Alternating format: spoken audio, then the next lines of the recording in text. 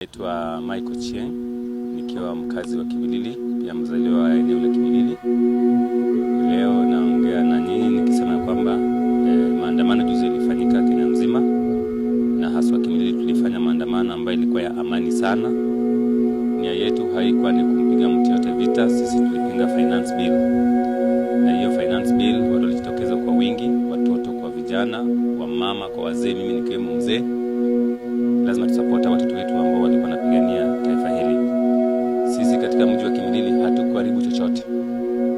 Hatukuharibu chochote cha mtu, na hata OCS wa Kimilili ambaye anasimamia security katika eneo hilo anaweza confirm ya kwamba hakuna malalamisho yote kwamba chochote kiliharibika pale.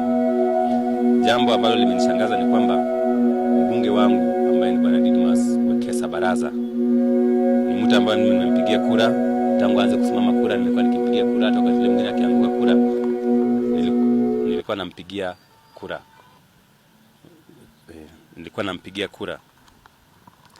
Sasa nilishangaa wiki iliyopita baada ya hiyo maandamano akiniweka katika Facebook, na hii ndio kitu ambacho alituma katika page yake Bwana Didmus Wekesa Baraza, na hii ni page yangu Mad Mike, akisema Mike Ochieng from Kimilili.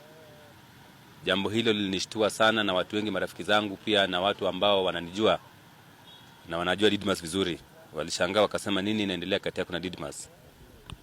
Sasa hapo mimi nilichukua kama utani, na watu walimkashifu sana kwa sababu wanajua he means no well for me, ananitakia mabaya. Alafu tarehe 23 hapo jana, tarehe 20 jana was 26th jana siku ya jana alipigia simu. Jana ilikuwa ni tarehe 27. Alinipigia simu yeye mwenyewe mwendo wa saa 8:23. Na aliniambia kwamba Mike Ochieng ambaye ni mimi, Bwana Alfred Nyawanda ambaye ni mmiliki ya hoteli moja inayoitwa Alfachi Hotel Kimilili, na Wajaluo wako Muhame Kimilili mara moja. Aliongea tu hayo maneno na akakata simu. So mimi nimechukua hatua hili, nilienda nikaripoti Kimilili. Nilikuwa nimeripoti pia hapa katika county. So wakuu wa county wana hii habari na wamenihakikishia kwamba wanachunguza. Japo ningependa kuomba serikali iangalie maslahi ya jamii ambayo inaishi Kimilili, kwa sababu sasa iwapo watatishwa na mtu ambaye ni mbunge wa Kimilili, mtu ambaye ndiye alipigiwa kura na watu hao wote ambao wanaishi Kimilili, na sasa ameniambia kwamba niwaambie wahame mara moja katika jamii ya Wajaluo. Mimi nashangaa mimi nitaenda kuishi wapi? Na hivi sasa mimi nina mashamba Kimilili, naishi Kimilili, watoto wangu wanaishi Kimilili, familia yangu inaishi Kimilili, na mimi sina mahali popote ambapo najua kwamba ni nyumbani japo Kimilili. Ningependa kwamba serikali niambie ni wapi ambapo mimi nafaa kwenda kuishi, na mtu kama huyu anafaa kuchukuliwa hatua gani, kwa sababu ni mtu ambaye ni kiongozi. Na haswa katika ile clip yake aliponipigia simu aliniambia kwamba polisi hawatamfanya chochote. Hilo jambo lirudia, na hata kaniambia enda kwa polisi na hawatanifanya chochote. So ningependa kwamba agencies ambao wanashughulika na mambo ya security wachunguze mambo haya, na ikipatikana kwamba mimi nadanganyia Bwana Didmus Baraza nishtakiwe.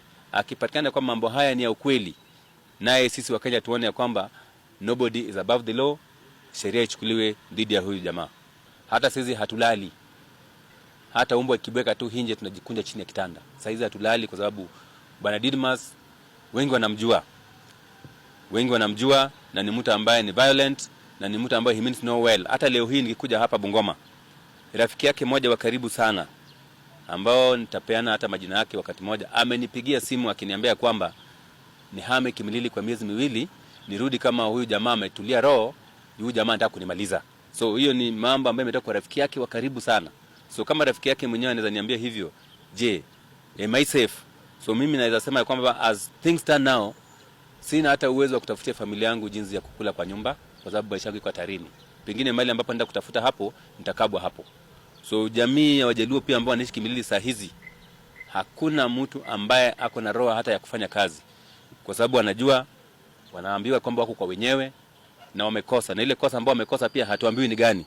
Hata katika ile maandamano mimi niliandamana kwa sababu mimi kitu ya kwanza, mimi ni mtu nimekuwa katika siasa kwa muda kidogo, na pia huwa na resonate vizuri na vijana, and I support kama vijana wanafanya kitu nzuri, mimi huwa na support. Mimi nili support maandamano iwe peaceful, na hata ukiuliza wale ambao waliandamana Kimilili watasema kweli sisi tuliambia watu do not spoil anyone's property, do not destroy any person's property. It is a peaceful demonstration, na hata mtukufu rais mwenyewe alikubali ya kwamba vijana mambo yao na wazee ambao waliandamana walikuwa na jambo la maana, na ndio maana yake finance bill ikakuwa withdrawn. Na hata ukisikia wabunge wengine tayari wameanza kuomba watu wao msamaha.